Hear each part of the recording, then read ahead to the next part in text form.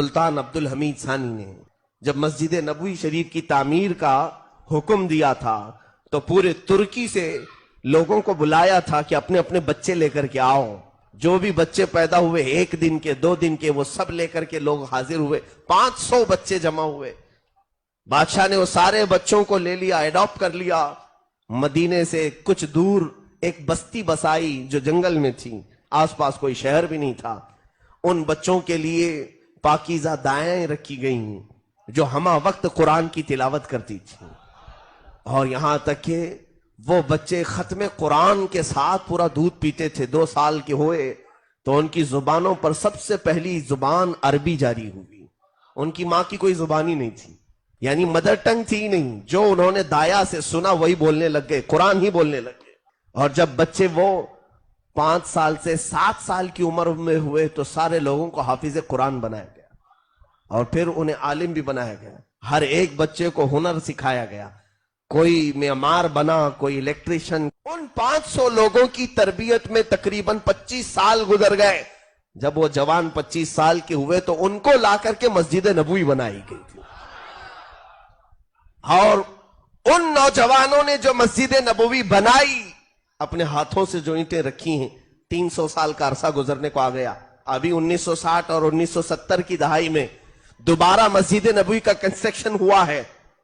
سعودی بادشاہ کے زمانے میں یہ جو ابھی آل چل رہی ہے, انہی میں کا ایک بادشاہ تھا جس نے توسیع کی اور بڑھایا ہے مسجد نبوی کو, بہت بنایا.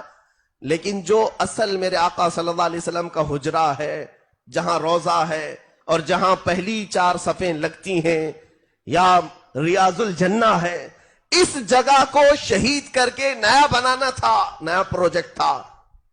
تو لکھنے والوں نے یہ بھی لکھا ہے کہ 1 مہینے تک بلڈوزر اس کو دراڑے مارتے رہے لیکن دیوار ہلی نہیں, اس کے کوئی پلر نہیں ہلے. اسی لیے کہ میرے عزیزوں, ان بچوں نے جو ادب کا مظاہرہ میرے آقا کی بارگاہ میں پیش کیا تھا, اللہ اللہ, وہ اگر اینٹ بھی زیادہ ہوتی تو وہاں کاٹتے نہیں, 12 کلومیٹر دور لے جا کے کاٹتے تھے کہ اینٹ کے کاٹنے کی آواز سے میرے آقا کی بے ادبی نہ ہونے پائے. اور پوری مسجد کی تعمیر ہو گئی, کسی دیوار پر انہوں نے قدم نہیں رکھا. ایک لکڑا اس طرح سے زمین پر گاڑتے تھے, اس لکڑے پر ایک پٹا باندھتے اور اپنی کمر میں ایک پٹا باندھتے اور لٹک کر کے مسجد نبوی کی دیواریں بڑھایا کرتے تھے. پیر نہیں رکھا. اور اس کام کی برکت یہ ہے کہ آج تک وہ دیواریں ویسی کی ویسی ہیں, میرے آقا نے اسے ویسی قبول کیا ہے. ساری چیزیں نہیں ہو گئیں, لیکن مسجد نبوی کا وہ حصہ آج بھی وہی ہے جو ترکیوں نے بنایا تھا. حضور کا حجرہ وہی ہے, میرے آقا کی جالیاں وہی ہیں, جالیوں کا ایک لوہا بھی بدلا نہیں. آج تک وہاں لکھی ہوئی عبارتیں بھی وہی ہیں.